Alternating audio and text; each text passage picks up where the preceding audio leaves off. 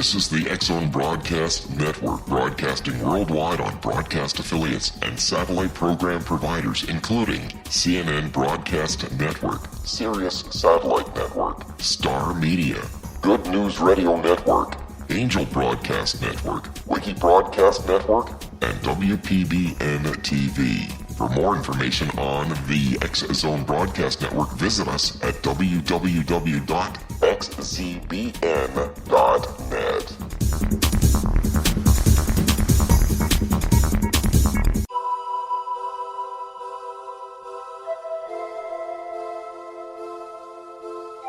If you're a seeker, don't miss the inspiring book Shamanic Awakening, Between the Dark and the Daylight.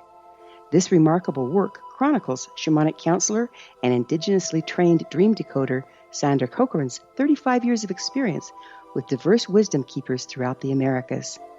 Sandy's initiations across the British Isles, Turkey, Greece, and Egypt, combined with her knowledge of symbology, psychology, and myth, influence her dream blog and workshops. Sandy offers private readings, sacred international journeys, a meditative CD, and her book, Shamanic Awakening, to encourage you as you navigate your earth walk and create a deeper connection to yourself. Find this and more at her website, starwalkervisions.com.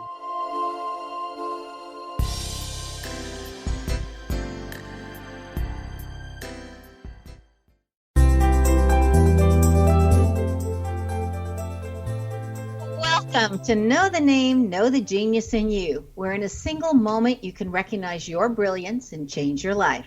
This is a transformational hour that covers an array of topics that demonstrate how individuals use their native talents, as shown in their name, to look at the ordinary in extraordinary ways. Albert Einstein once said that everybody's a genius. Why would one of the smartest people on the planet declare that everyone is a genius unless he knew that to be true? I'm Sharon Lynn Wyeth, and in each weekly show, you'll hear the fascinating ways other people discovered the genius in them and what they were able to accomplish. At the end of each show, you'll hear clues on how you can recognize your own innate genius. All over the world, people have many, many diverse interests. And in that vein, people have asked about different occupations and areas of life that have highly interested them. People want to know how highly successful people have managed to achieve their genius mindset by utilizing the gifts that we see in the name, utilizing namology science. Some of the letters we've received have asked about how someone expresses their creative talents and how does someone share those gifts with others in such a way that all benefit. Our expert tonight is Chaim Solomon, who has developed his genius in the area of being a leading... I don't know what happened. After finishing his education at the prestigious Yeshivat Kol Yehudah in New York, where he became an ordained rabbi, Chaim took up his discipleship under Rabbi Berg, focusing on three major kabbalistic texts in his area of specialty: the Zohar, the writings of Rabbi Isaac Luria, the Ari, and the Ten Luminous Emanations. Part of Chaim's unique ability to relate this ancient wisdom to a modern audience in his time spent at UCLA pursuing biology and pre-med studies, as well as 10 years studying various metaphysical teachings, such as religious science, science of mind, in which he became a licensed practitioner and minister, philosophy, keys of Enoch, Buddhism, the Upanishads, and the Bhagavad Gita. I would add to that the Nine Faces of Christ by Eugene Whitworth, and you've got all my favorite texts. Anyway, all of this wisdom is brought to bear in Chaim's work with students, his specialty being health, relationships, reincarnation, dreams, and meditation. He leads sold-out seminars internationally and counsels students privately each week. He's taught in major cities around the world, including New York, Toronto, Mexico City, Los Angeles, London, Rio de Janeiro, Sao Paulo, Lisbon, Chicago, and Miami. He now teaches and resides in Boca Raton, Florida, with his wife and 4 children. Many people who have heard Chaim consider his greatest gifts as teaching in parables, as the marvelous stories he tells definitely help his audience understand complicated concepts. Chaim Solomon's name indicates that he has surrounded himself with wise leaders from which to learn, that he has a tendency to be a workaholic, is an avid reader, and considers family a priority. Chaim's name also indicates that he does better when he's in charge, and he was taught the importance of having a great memory. Welcome to Know the Name, Know the Genius in You radio show, Chaim. Thank you very much. It's a pleasure to be with you. You know, the list of questions for you that I have is so long that we're going to want more than one radio show with you as my guest. To start off with, you teach at the Kabbalah Centre in Boca Raton, which centers on teaching the Zohar. Would you please explain to everybody here what is the Zohar? Well, it depends on your perspective. What most people hear about the Zohar, it's ancient mystical text. Usually it's considered a Jewish mystical text. But what the Kabbalists, or how the Kabbalists describe it, it's actually literally the blueprint of the universe. It gives every detail, whether it's scientifically, religiously, spiritually, etc., about all the different aspects of the world, the universe. In fact, you mentioned that I have a background in pre-med studies. When I was studying at UCLA in the 70s, you know, the big thing at that time in medicine was cholesterol. And the eggs were practically the devil because you shouldn't eat eggs. Cholesterol was going to ramp in the body and block the arteries and kill people and things like this. 2,000 years earlier, in its written form, which is based on thousands of previous years of oral tradition, the Zohar wrote not only about cholesterol as the fatty acids from the bile of the liver, but it also described good and bad cholesterol. So the scientists were only 2,000 years behind at that point. My teacher, Rav Berg, that you mentioned, he used to say that, you know, Kabbalah is 50th century science, and we're now only in the 21st century. So there are many, many things in the writings of the Zohar that describe facets of our universe that are incontrovertible. Quantum physics, relativity, computer science. In fact, one of the things most people don't know, and we didn't know actually until I believe it was the 1980s, that Sir Isaac Newton actually wrote more on Kabbalah than he wrote on physics.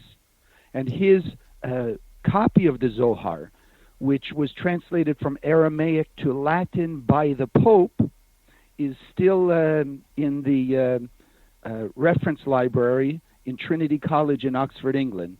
And he claims that all of his scientific discoveries came from his studies of the Zohar. Really quickly, since we're running out of seconds, is the Zohar for everyone or just one religious group?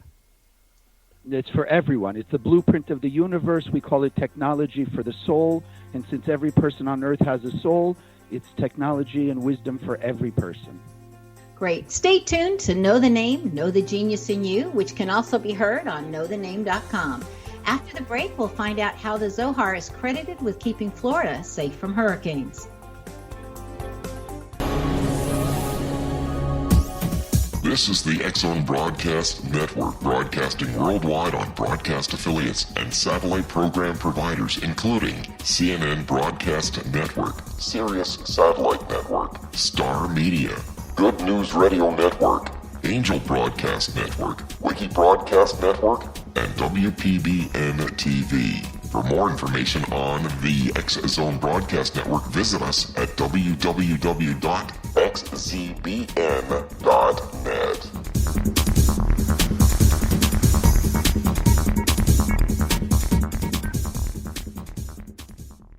How would you like to be able to read other people's minds? Well, the next best thing is here. When you know how to read a person's name, you know how the person thinks, feels, and behaves. Each letter in our name holds a key to unlock our true essence. Our name contains both our gifts and challenges in this lifetime. Mnemology science discovers personality secrets hidden in the placement of the letters of our names, including the first and last impression people remember about us. Sharon shows us how to interpret the arrangement of letters as outlined in her book, Know the Name, Know the Person. Sharon Lynn Wyeth created mnemology science after 18 years of research and testing her theories, and has supported thousands of people around the world in understanding themselves and others better. You'll enjoy Sharon's unique teachings as she shares her system to learn the gifts behind your given birth name. Even if you don't like your birth name, there are jewels in this book. If you're thinking of changing your name, ready to name your child, or wanting to get along better with others, this is the book for you. If you'd like to improve your relationships and change your life for the better, get the book today, Know the Name, Know the Person, or visit www.knowthename.com. That's www.knowthename.com.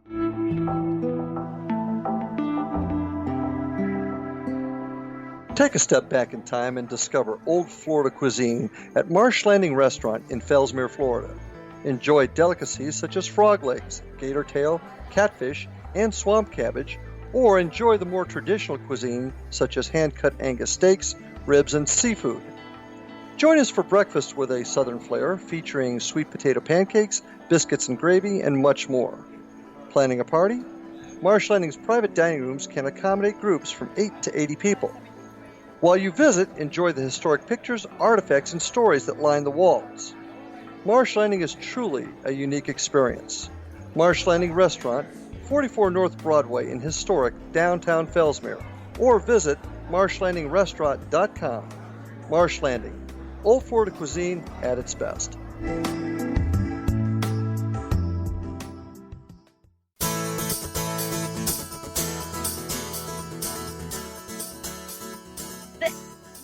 Welcome back. I'm Sharon Lynn Wyeth, and you're listening to Know the Name, Know the Genius in You, which is being heard on xzbn.net and knowthename.com. Our guest tonight is Chaim Solomon, whose website is www.boca.kabbalah.com. Beforehand, we took the break. We were talking about the Zohar, and we have another question on that. We want to know what language the Zohar was originally written in, and how does that help us if we can't read that language? Oh, great question. Thank you.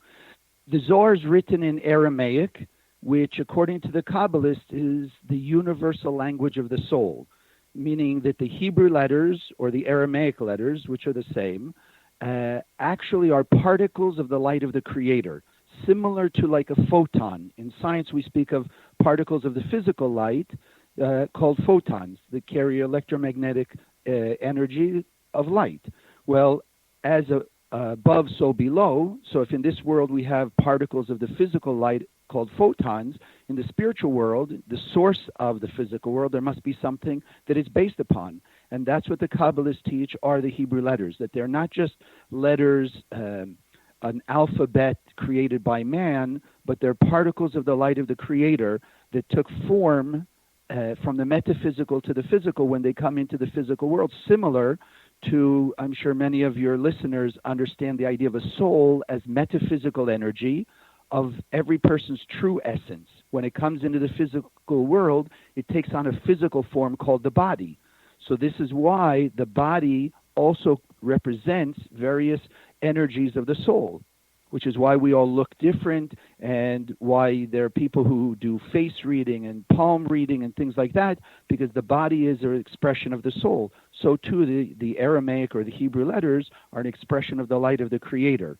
And so the eyes being the window to the soul and the letters radiating that light, we can actually, by scanning, just literally looking at the letters in the Zohar, activate the light that the Creator put inside our soul. Now, most people don't think about it when they read the Bible, but one of the most valuable things that people have as humans, divine beings, is free will. Free will was given to us by the Creator to make the choice to decide between the path of the light of the Creator or the path of the ego, let's call it, self-centeredness, selfishness, and illusion. And it's in our struggle to make that choice and overcome the desires of the ego to express the light of the soul, compassion, kindness, love, forgiveness, tolerance, etc. It's in that effort that we actually truly earn the fulfillment or the satisfaction that it's sourced in the light that the Creator put in our soul. It's like the light is in potential, and our job is to activate it and shine it into the world and on all the people in the world. So in that free will, we have the opportunity to choose the light or the darkness. And through that struggle, we actually gain the true lasting fulfillment. So the point of the Zohar in Aramaic is just a book of power and energy, and it just radiates that light to help awaken the light of our soul and give us strength in that struggle against the ego or the illusion or the addictive compulsive behaviors or bad habits, etc. And so the book of the Zohar, sorry.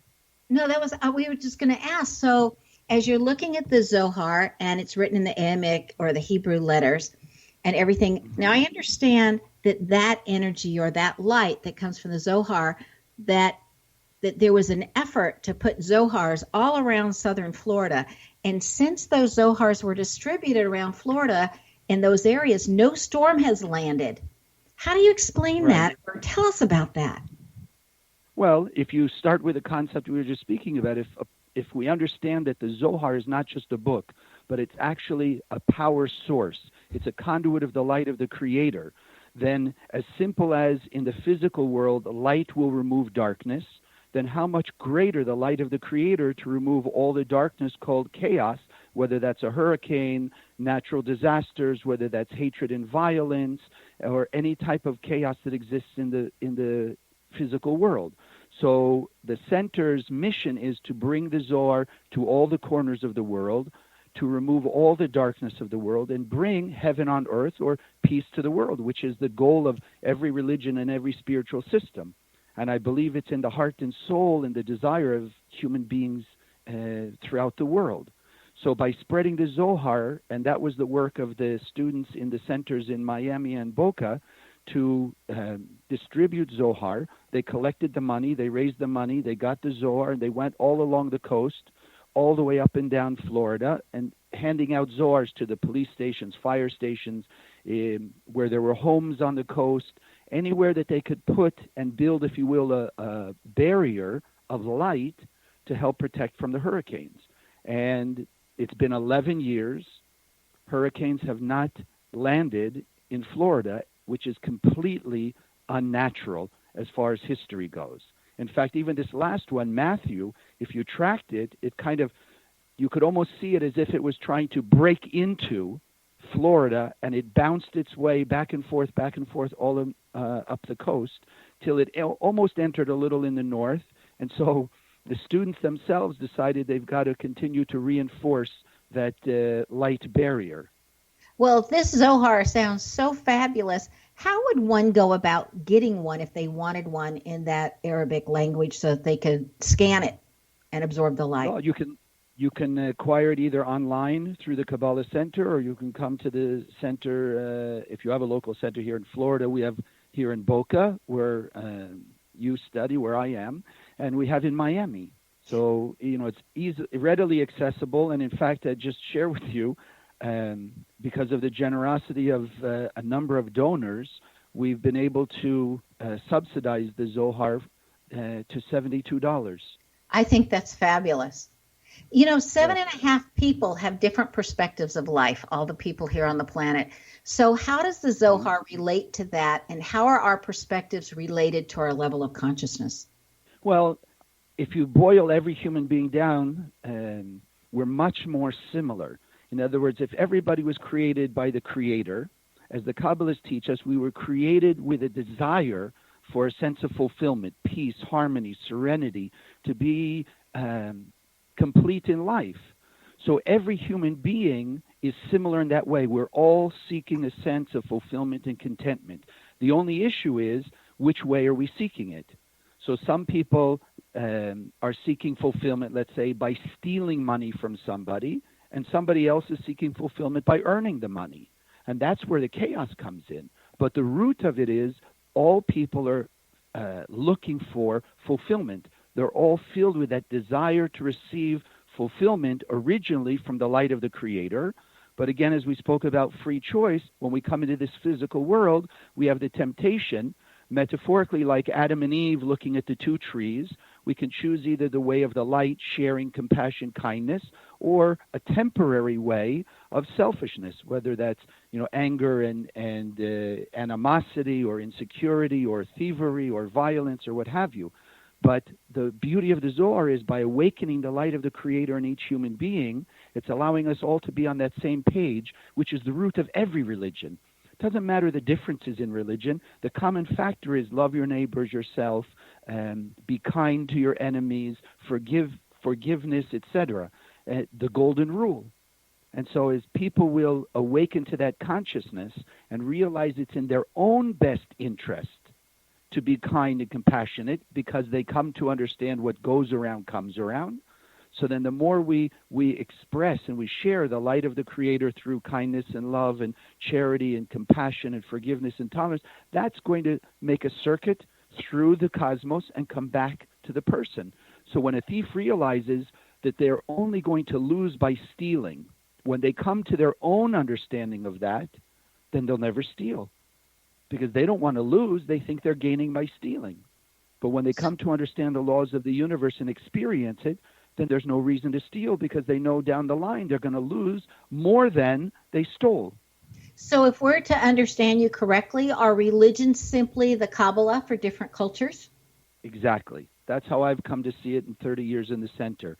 Every great master, whether it's Moses, Jesus, Buddha, Muhammad, when you look at the essence of what they taught, the true essence, leaving aside all of the encumbrances of the tradition that's come down the line, but the true essence, it's all really love your neighbors, yourself, be kind and compassionate, and understanding what goes around comes around, the law of cause and effect.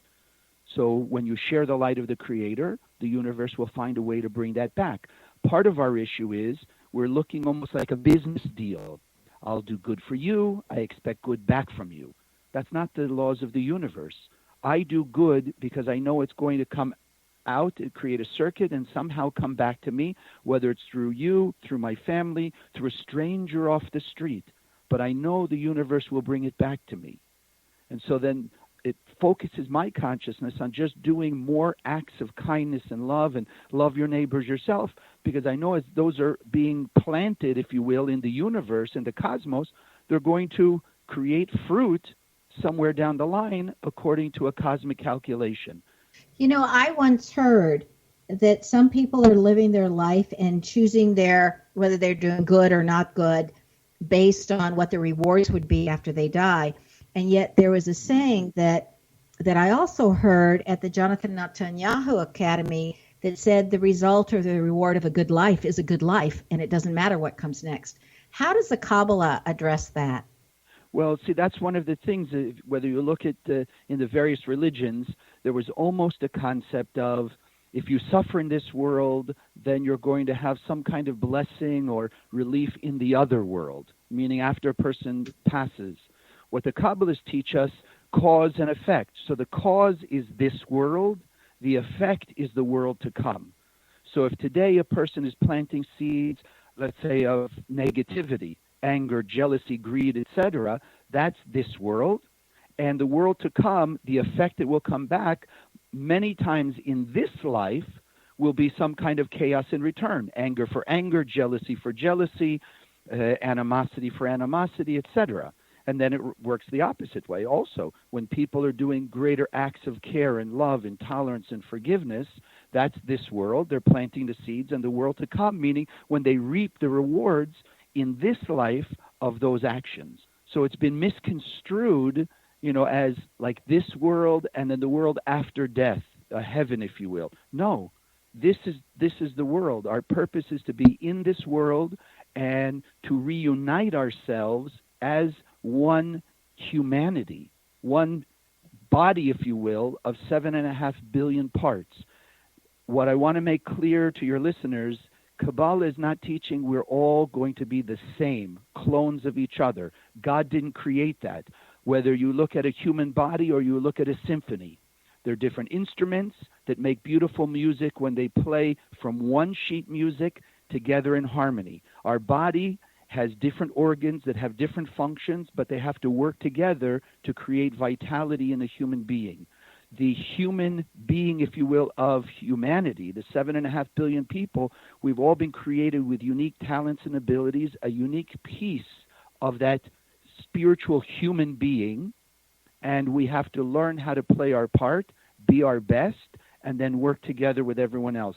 And that's what Kabbalah, the Zohar, and especially the mission of the Kabbalah Centre has been for almost 100 years now.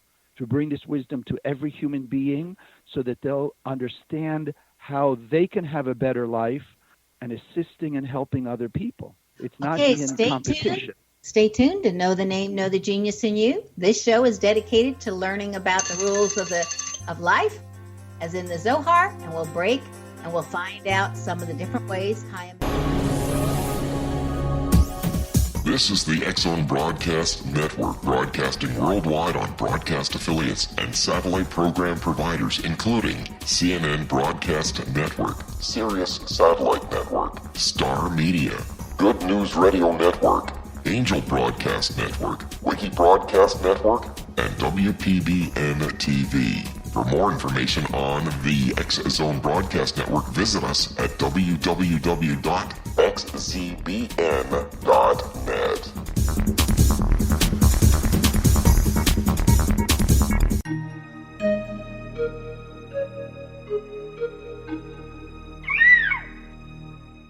While science pursues fact, magic accesses the quantum level, bridging random facts to form truth.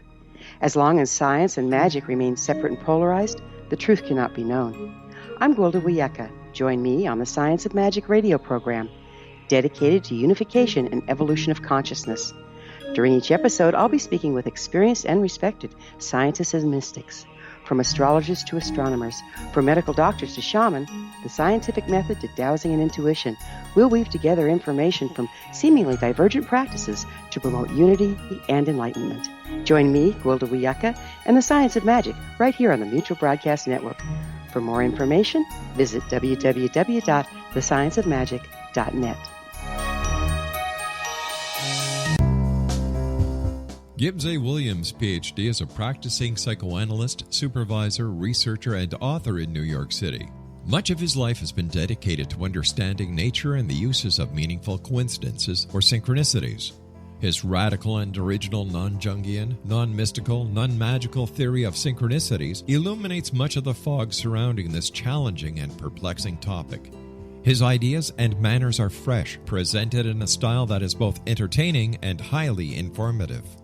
He is also an expert on crisis intervention, specially focused on violence reduction for the police and citizens, mastering anxiety, frustration, and stress without the use of medication, and effectively preventing and treating heroin addiction. Dr. Williams can be contacted at his email address at gwwilliamsny11@aol.com or visit his website at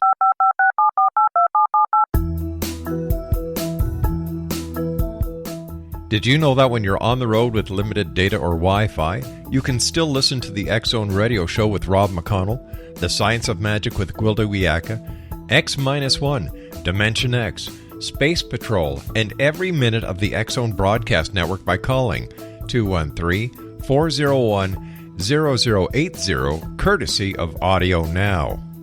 No smartphone, app, or internet needed. It saves your data plan, and it's free if you have unlimited minutes. Call 213-401-0080 to listen on any phone, anytime, anywhere. Remember 213-401-0080 for the best of the paranormal, parapsychology, and sci-fi radio programming anywhere, 24/7, 365.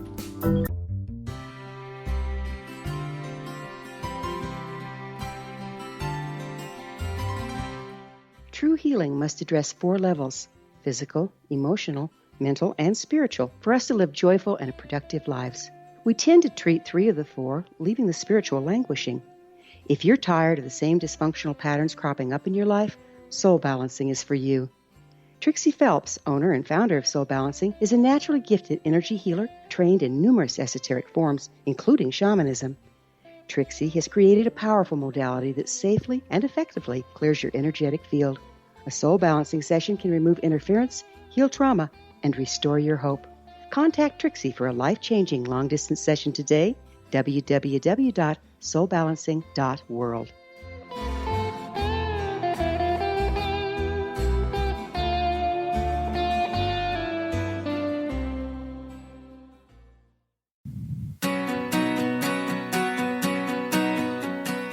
Back. I'm Sharon Lynn Wyeth, and you're listening to Know the Name, Know the Genius in You. Our guest tonight is Chaim Solomon, who can be reached via his website, Boca, B-O-C-A, Kabbalah, Kabbalah.com. So before the break, we were talking about how the Kabbalah is for everyone, and it's represented in all the religions are based on it. In the Kabbalah, it speaks very much about the importance of names. And knowing that we're doing namology science here and analyzing names on every show, would you mind sharing with us what the Kabbalah says about names? Yes. The Kabbalists, going back to the original DNA of the universe called Hebrew, which, by the way, I don't think I mentioned before, if you study the Keys of Enoch, you study the Masons, the Rosicrucians, they also teach the power of the Hebrew letters as the DNA of the universe. So what the Kabbalists explain is the word in Hebrew for your name, Shemo, is the same numerical value as Ratzon, desire. So what the Kabbalists teach us is the name of a person is related and can unlock the true desire of the soul for the light of the Creator and godlike behavior and godlike blessings. And this is why traditionally, at least in the Jewish tradition, and I know in many traditions, the names were changed. If a person were sick, they would either add a name or they would change a name, things like that. Maybe as time went on, not remembering why, but Kabbalistically, because if you change this sequence of letters, you're changing the energy and the frequency, which can awaken healing or blessings from the soul. Because remember, the soul has already been filled with all the potential for all the blessings we could ever imagine. That's what the Bible means when it says we're created in the image and likeness of God, means that our soul is already filled with everything. There's nothing to get. There's only what to express and what to share. Well, in the book of Genesis, immediately it says that God changes Abram's and Sarai's name, and he makes it Abraham and Sarah. So he's adding an AH to both names. In namology science, the AH says you're now on mission for God, and that you're here on real purpose to have a specific purpose to help God spread his light. Right. Right. When you're teaching at the Kabbalah Centre, you talk about the bread of shame and how it works. And that's an interesting term to many that have not studied with you or at a Kabbalah Centre. Would you mind explaining what the bread of shame means and how that works? Sure. What bread of shame is, it's the concept of receiving something without earning it. And earning in spiritual terms, Kabbalistically, means without doing some action of sharing the light of the Creator. So when a person, it's a typical thing that you see many times, parents who've struggled to become successful in their concern or their love for their children. Actually, they don't want their children to struggle, so they'll just hand out things. They'll give them what they want. They'll give them what they want. They'll give them, cars and money and whatever. Unfortunately, I've seen too many cases where as the children become teenagers or in their early 20s, they start to distance themselves from the parents. There can even be bitterness to the point where they separate from each other. The children don't want to have anything to do with the parents. It's a typical case of bread of shame, where the parents unknowingly are just giving to the child. The child is doing nothing to actually earn it by making an effort to express their godlike capabilities, and that's what bread of shame is, and it creates separation and distance. So the essence of what our purpose in this world is to remove that aspect of the bread of shame. Think about it. If God created us in its image and likeness and gave us 100% fulfillment of that light of the Creator already in our soul and potential, that's already bread of shame.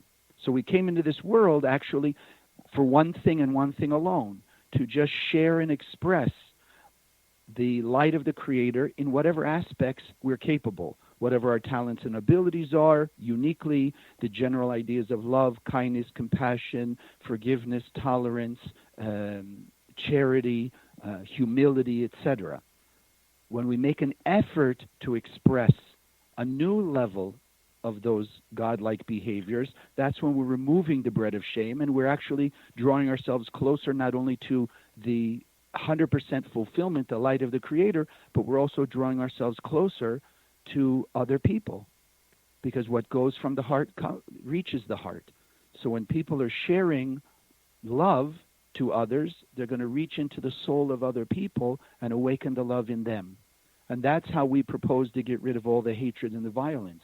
Not by additional hatred and violence, but when you send the light of love and the light of the Creator that we can channel into the world to what we'll call the negative people of the world, we'll awaken the light inside them. And as the light awakens inside them, they're going to feel of their own volition the necessity and the desire to act more kind and compassionate and loving and caring.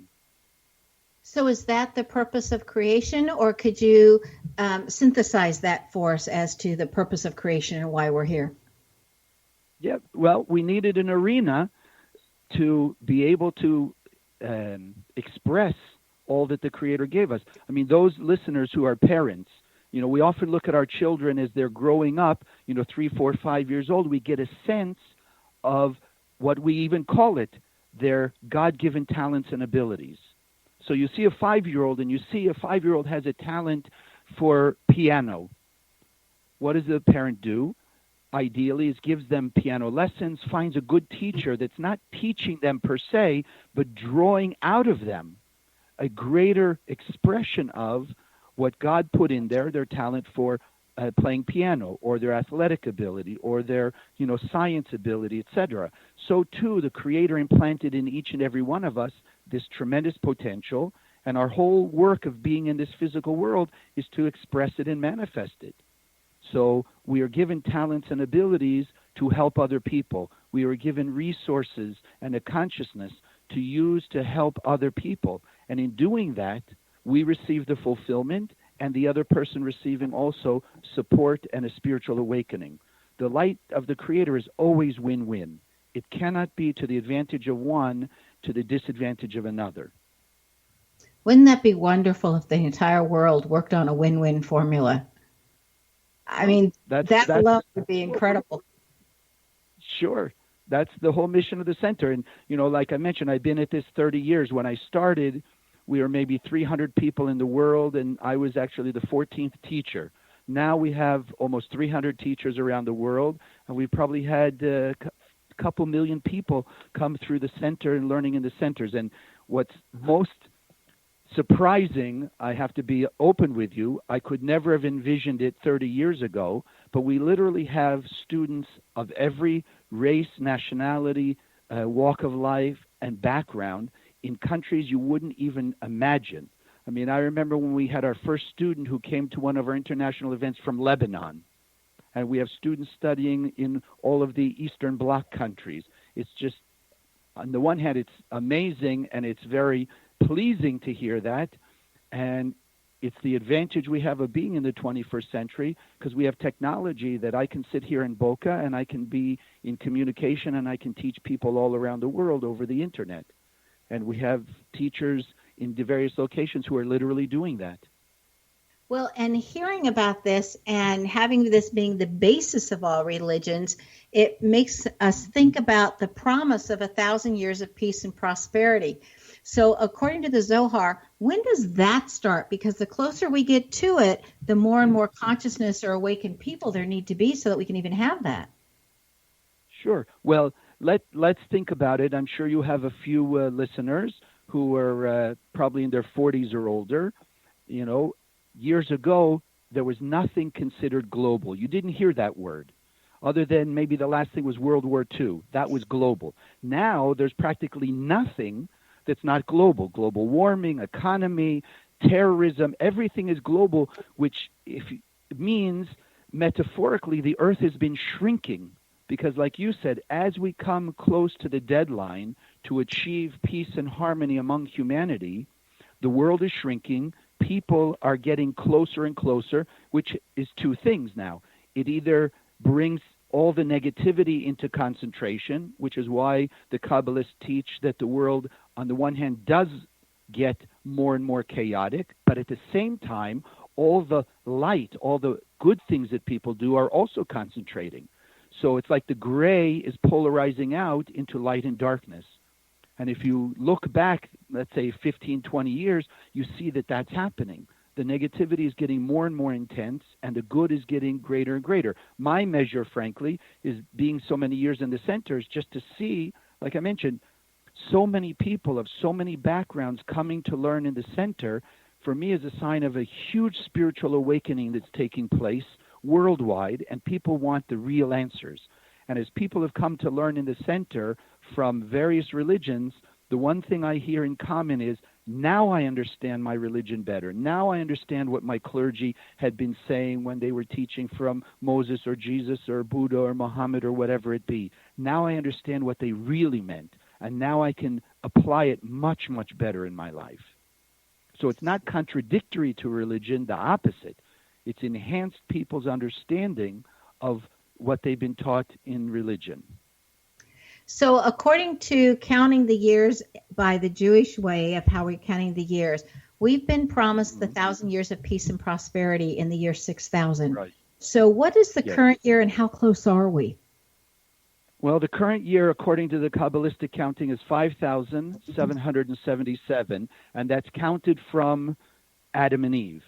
All right. Now, I'm not asking all your listeners to believe, but the Kabbalists do believe that Adam and Eve existed. We do believe that the 5 books of Moses is historically correct, but it's only like the tip of the iceberg. And the real key is the Kabbalistic understanding behind all those stories. So we're just over about 96% of the way, which is why in the last 10, 15 years, we've seen so many global things taking place and a greater intensity, speeding up of the process, even scientifically. If you go back 50, 60 years, scientific advancement was relatively slow, and then all of a sudden, about 20 years ago, it hits like an exponential climb. And it's almost like you walk out of a store with a cell phone, it's already being replaced. You buy a computer, in 2 days it's already outdated. You know, technology is advancing because as we're getting closer and closer to that year 6,000, things are speeding up. And that's what we see. So the soul is awakening, but also, like we mentioned, the intensity or the concentration of good and bad is happening. The advantage of that, if you put all the bad metaphorically in one place and you turn on the light of the Creator, all that darkness immediately turns to light. So the fact it's all in one place and being concentrated is an advantage if we learn how to use it. We are living in amazing times because that only gives us like 223 years more. Yes. So it's like our grandchildren's children may be seeing this and ushering this in. Stay tuned to Know the Name, Know the Genius in You on xzbn.net and knowthename.com. After the break, we'll find out what Chaim Solomon has in his name that assisted him that you may have in your name as well.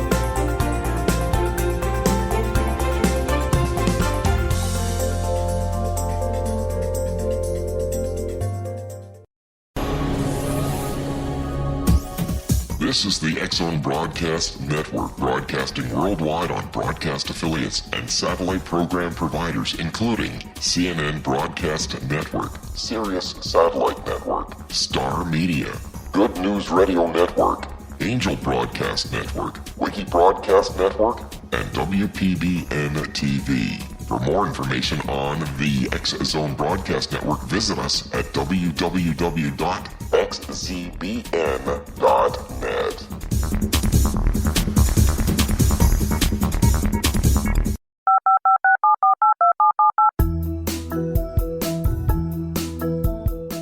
Did you know that when you're on the road with limited data or Wi-Fi, you can still listen to the X-Zone Radio Show with Rob McConnell, The Science of Magic with Gwilda Wiyaka, X-1, Dimension X, Space Patrol, and every minute of the X-Zone Broadcast Network by calling 213-401-0080, courtesy of Audio Now. No smartphone, app, or internet needed. It saves your data plan and it's free if you have unlimited minutes.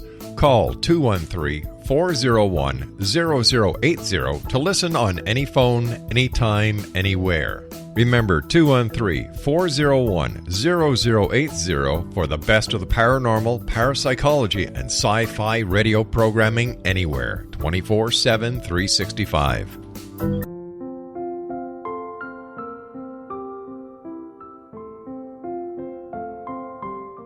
I am Dr. Carl O'Helvey, founder, president of a new cancer foundation focusing on evidence-based physical, mental, and spiritual interventions, including natural cancer cures, prayer, meditation, affirmations, nutrition, and other related holistic cancer prevention and cure modalities. These are used in cancer education, research, and financing care. I ask for your help to continue this important work by donating at www.holisticcancerfoundation.com.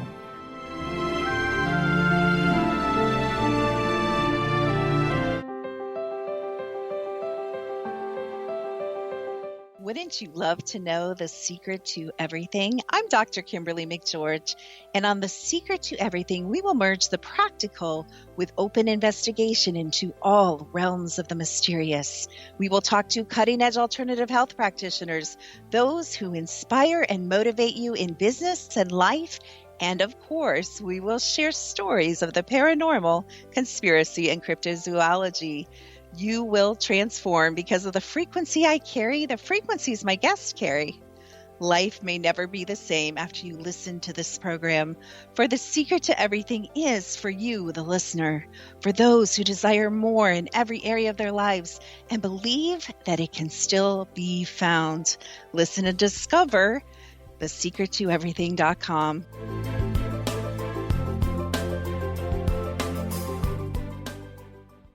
Little children aren't the only ones afraid of the dark. Millions of soldiers return from war zones with PTSD, anger, frustration, fear, and loneliness, much of which surfaces during the darkness of the night. You have the chance to change the lives of these American heroes. Songs and Stories for Soldiers.us provides free MP3 players for these men and women. With a list of 3 million songs in 16 different styles, 100,000 audiobooks, and 30,000 old-time radio programs, every veteran can find something to soothe and comfort them at no cost. All our players contain an 8-hour audio program designed to help veterans fall asleep. With 1,500 plus vets now participating, it's our goal to deliver 10,000 audio players this year. Go to our website at songsandstoriesforsoldiers.us. Help us help a veteran make it through the night. You're listening to the X-Zone Broadcast Network, www.xzbn.net. Welcome back. I'm Sharon Lynn Wyeth, and you're listening to Know the Name, Know the Genius in You. Our guest tonight is Chaim Solomon, whose website is www.kabbalah.com. Chaim has taken his skills to a level where he's able to assist others raise their own consciousness. So to continue on this line of thought that we were talking about before the break, is the universe complicit with humans so that we all eventually win? Beautiful question. Absolutely. I mean, if you consider God as love, kindness, and compassion, then the fact that the Creator wanted to give us all the blessings that we could ever fathom, the universe has to be tilted in our favor, and there has to be a push in that direction. And for people to understand, in the physical body, and as you mentioned, I do have a science pre-med background, pain in the body is not punishment. Pain in the body is a warning that we're doing something that goes against the harmonious or healthy way of using the body. So, for example, when a person puts their hand on a hot stove, the reason we feel pain is so that we'll take our hand off the stove. It's a warning to not harm ourselves more. So spiritually, in a similar way, people's difficulties, challenging situations, ideally, should be used as a wake-up call to say, oh, I'm heading in a direction that's opposite or not going with the light of the Creator, and I want to move into that pathway of greater godlike behavior. This is just amazing. All of it is. You know, I've heard you talk so many times, and one of the things you talk about is a proactive formula that can be used to change darkness to light. So how do you get rid of darkness, negativity, and depression? Well, like we said, it first has to start with a challenge. You know, when a person's facing a difficult situation, i.e. darkness, at that moment, it's difficult, but that's where we have to wake up and, like we just mentioned, realize, wait a second, this is my opportunity to move from a path that's heading to disadvantage, away from the light of the Creator and fulfillment, to move myself into the light of the Creator and lasting fulfillment. How do I do that? Depends on the situation. If a situation is triggering in me fear, then I have to proactively transform it, make the effort to resist the fear and fearful behavior, and then start acting in some way of trust and certainty in the light of the Creator. If I'm being awakened to anger because someone did something that triggers the anger in me, then for me it's a sign that I'm still holding anger, which is blocking my blessings. It's blocking the light of the Creator from bringing me unfathomable good in my life. So I want to remove that blockage. And the only way to do that is by transmuting the anger and angry behavior into some form of compassion, tolerance, kindness, understanding. And in that effort, I break the blockage of the anger that's holding back the light of my soul. And now my light from my soul can be projected into my life. And again, it's not about the immediate result, because that person who triggered my anger may still be acting in a rotten way.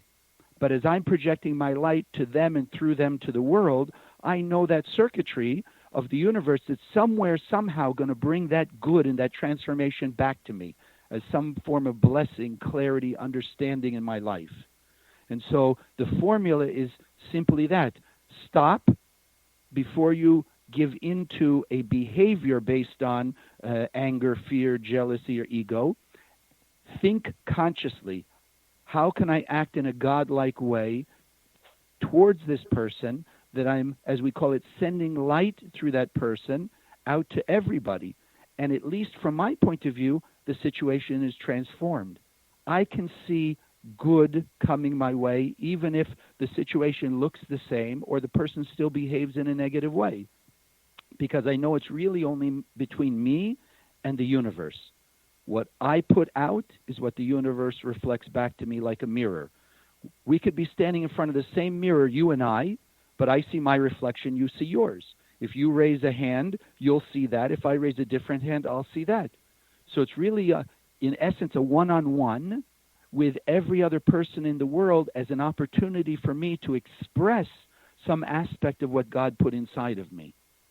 So my life is based on my behavior. Yours is on yours. I'm the center of my universe. You're the center of yours. And I don't mean in an ego way, but understanding that as I turn around in the 360 degrees, I'm seeing opportunities and reflections of me.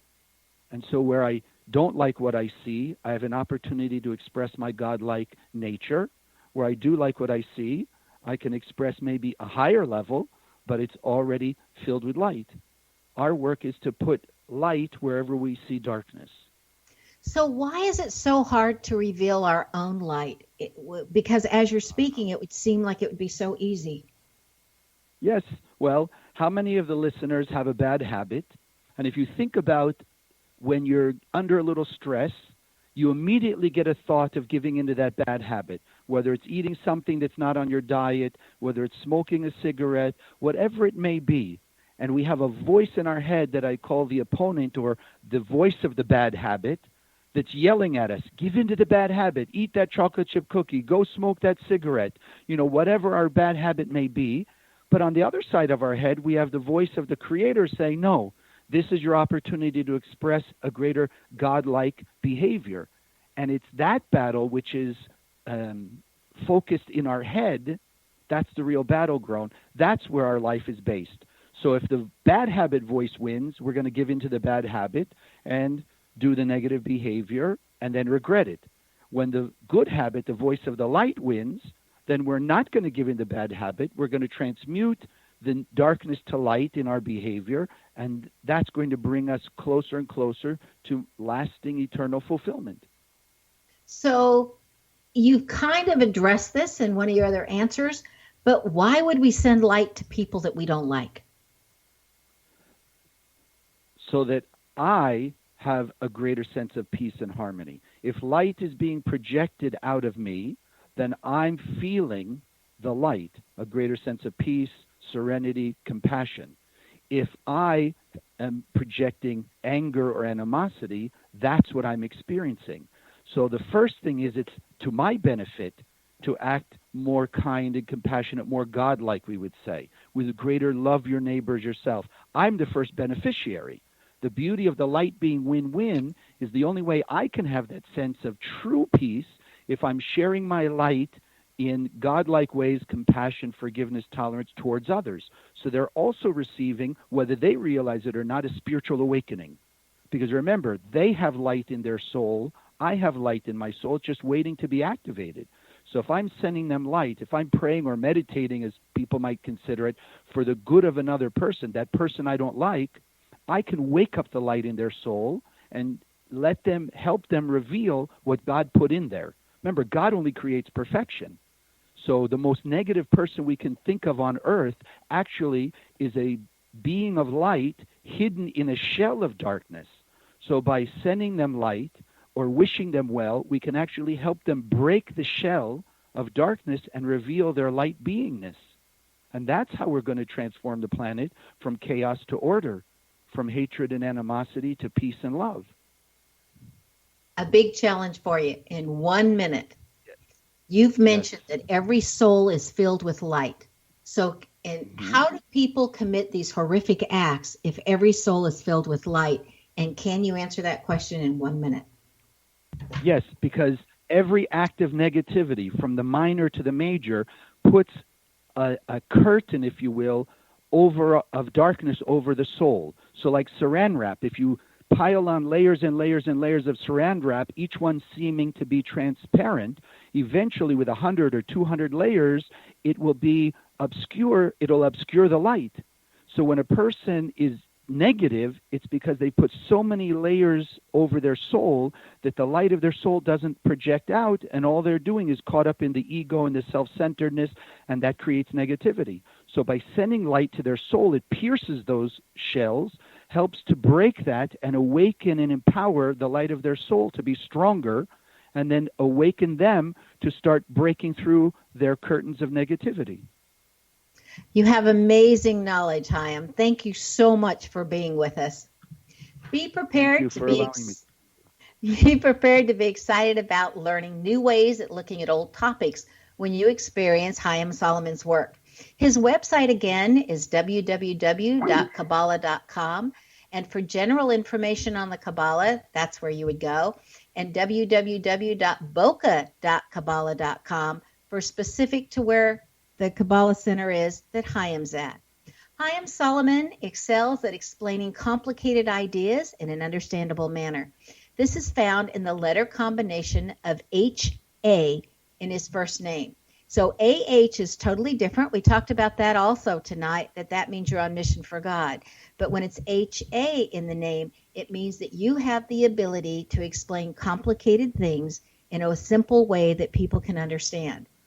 Do you want to know where your genius lies?